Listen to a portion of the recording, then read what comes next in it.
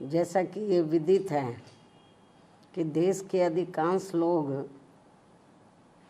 जब ज़बरदस्त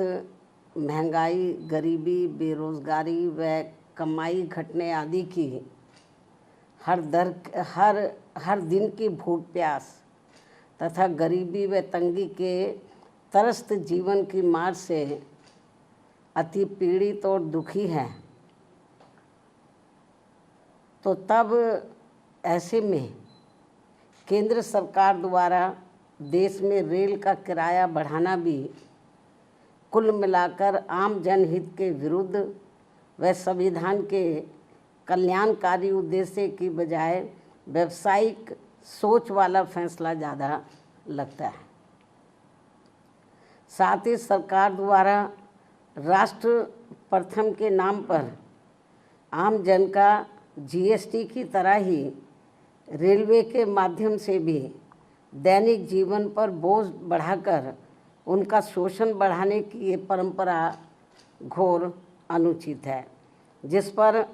सरकार अगर तुरंत पुनर्विचार करे तो ये बेहतर होगा। वैसे भी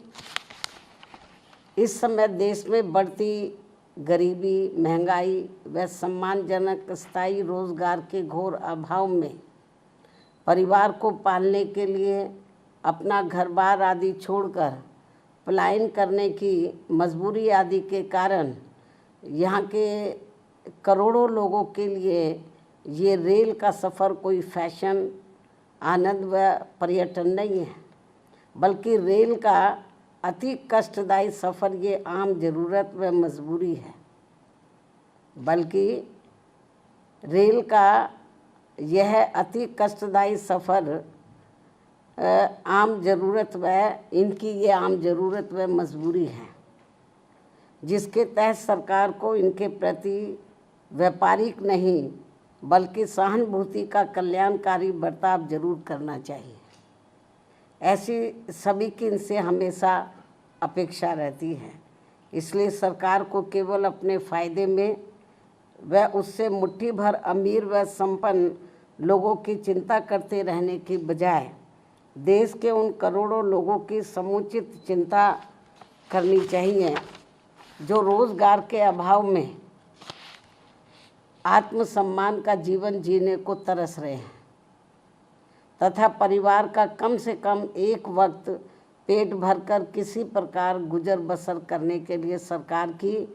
योजनाओं का थोड़ा सा लाभ लेने को मजबूर हो रहे हैं। यही कारण है कि देश की आबादी में से लगभग 95 करोड़ लोग सरकार की कम से कम किसी एक सामाजिक कल्याण योजना का लाभार्थी बनने को मजबूर हुए हैं, जिससे ऐसे लाचार व मजबूर लोगों की संख्या अब बढ़ते बढ़ते वर्तमान वर्ष सन 2025 में लगभग 64.3% तक पहुंच गई है, जबकि सन 2016 में ये संख्या करीब 22% ही थी। किंतु अंतर्राष्ट्रीय श्रम संगठन के इन आंकड़ों को भी सरकार अपनी उपलब्धि बता रही है। क्या ये उचित व शोभनीय है? जबकि सभी को ये मालूम है कि सरकारी योजनाओं का थोड़ा सा लाभ लेने के लिए ज़रूरतमंद लोगों को कितनी भागदौड़ व परेशानी झेलनी पड़ती है। इसके अलावा प्रदूषण नियंत्रण के नाम पर भी देश में आए दिन खासकर इन करोड़ों गरीब मेहनत का सब मध्यम वर्गीय शहरी जनता को जो इन्हें अत्यधिक शोषण व परेशानी का सामना करना पड़ रहा है, तो उस पर भी केंद्र व खासकर दिल्ली सरकार को भी उचित ध्यान देना बहुत ज़रूरी हो गया है। वास्तव में लगभग 100 करोड़ से अधिक गरीब लोगों के भारत देश में वाहन प्रदूषण रोकने के लिए उसकी जीवन सीमा पर सख्ती से अनुपालन के अलावा और भी दूसरे बहुत सारे उपायों पर सरकार द्वारा अमल किया जाना चाहिए, जो ये बहुत ज़रूरी है, ताकि इस ट्रांसपोर्ट के उद्योग धंधे में लगे करोड़ों परिवार वालों के जीवन को और अधिक तंगी और परेशानी वाला होने से बचाया जा सके। साथ ही दिल्ली की सरकार द्वारा गरीब व दूसरे प्रदेशों से भी, खासकर यूपी, बिहार व बंगाल आदि राज्यों से रोटी रोजी के लिए पलायन करने वालों को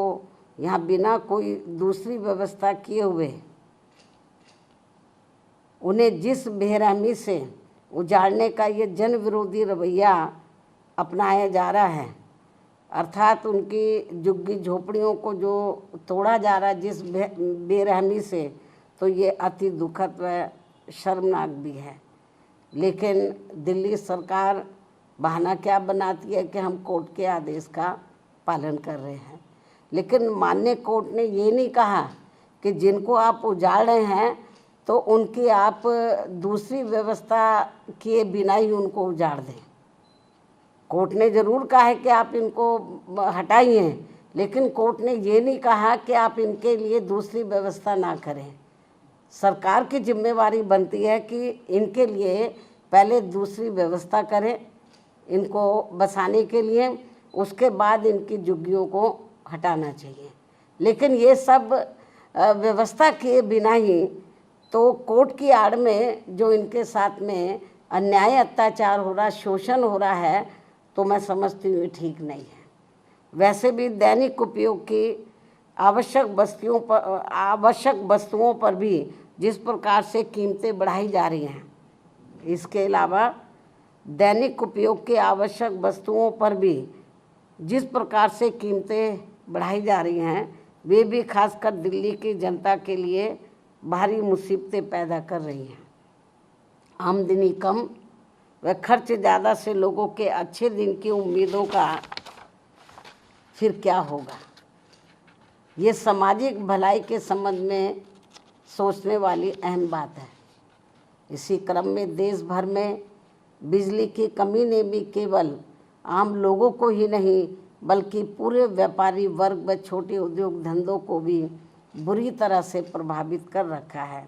दिल्ली व यूपी सहित कई और राज्यों में भी बिजली के निजीकरण का उचित लाभ किसी भी ज़रूरतमंदों को संतुष्ट नहीं कर पाना भी सरकार की नीति में ये खोट व कमियों को जग जाहिर करता है, दर्शाता है। सरकार इस समस्या का भी संतोषजनक समाधान जितना जल्दी निकाल ले तो वह उतना देश हित में बेहतर होगा। अब मैं अंत में अपनी बात यहीं समाप्त करती हूँ। धन्यवाद। जय भीम व जय भारत।